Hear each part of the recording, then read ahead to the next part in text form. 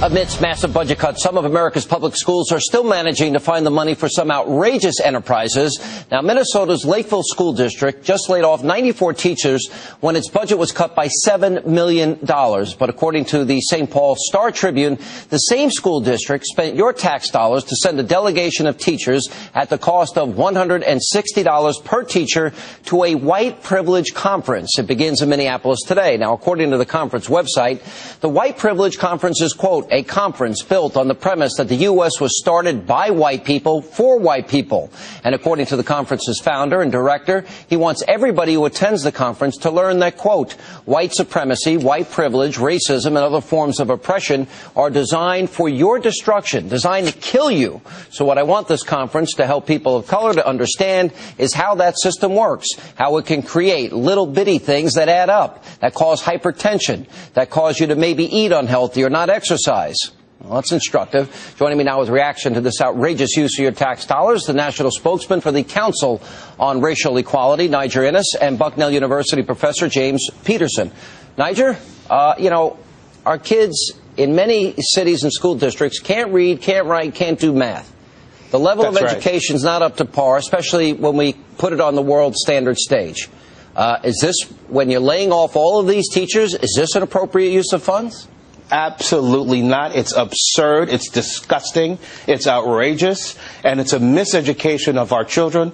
You know, Sean, blacks and Latinos around the country lag behind in graduation rates of not only whites, but of Asian Americans, people of color, another people of color, Asian Americans. We lag behind. In Minnesota, the African American graduation rate is one of the worst in the state, or in the State of the Union, is Minnesota. And they can't think of anything better than to miseducate and to create a phenomenon of victimization and what I call a neo-segregation of forcing blacks and Latinos to think of themselves as the other, that this country is not theirs, that they don't have the ability and the right to strive to kick, fight, and scream and struggle like every other American does. This promotes victimization. It's a miseducation of our children. It's a gross injustice. Mr. Peterson, they just laid off 94 teachers. They had to cut the budget by $7 million.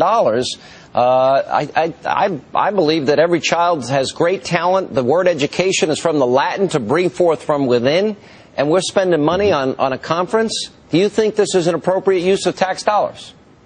Well, this is the use of the tax dollars are actually to raise awareness for the teachers about white privilege. And although I respect Niger, I just don't agree with him here. If you look at things like gender privilege or class privilege, maybe it's easier to see. But the bottom line is when we look at public education, criminal justice system, health care, we can clearly see that there is such a thing as white privilege. And listen, this is not indicting any individual white person. This is just to say that if you're black, you have to have different concerns with the criminal justice system. Let me finish my point. But wait, you're not answering my question. So why don't we address my point? My point is they just laid off 94 teachers.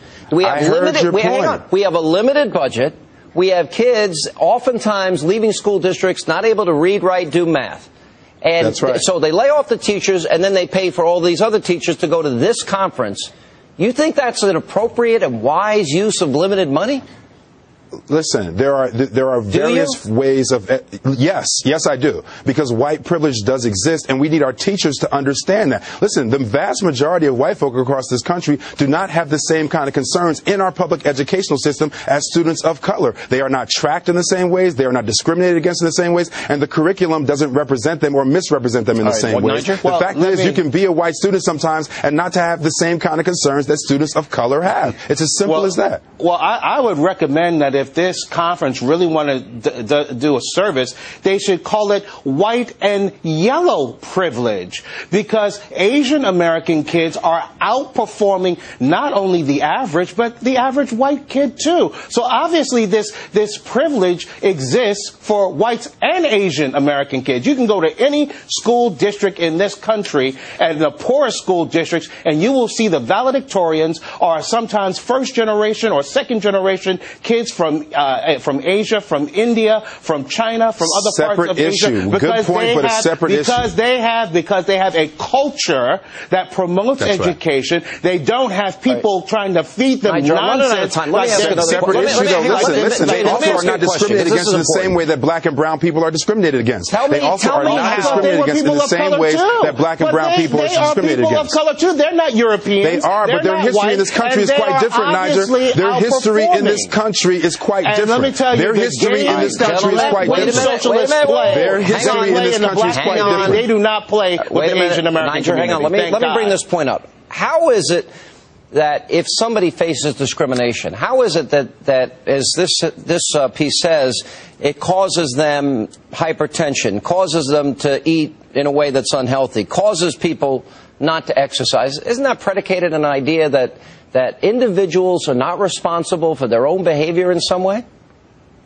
I am all for individual responsibility, but if you look at the arc of history of the relationship between health care and public health and African Americans, you can see that there are various cases in which African American folk have been alienated from health care. And that's just not the economic piece of it, that's a cultural and social piece of it. But so we have to repair that. We have to repair exercise.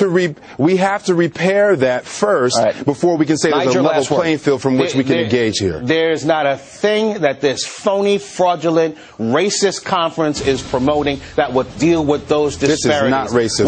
One of the things, by the way, Sean, that is a disgrace is that the University of Colorado is participating with this sham of a conference and providing continuing education units.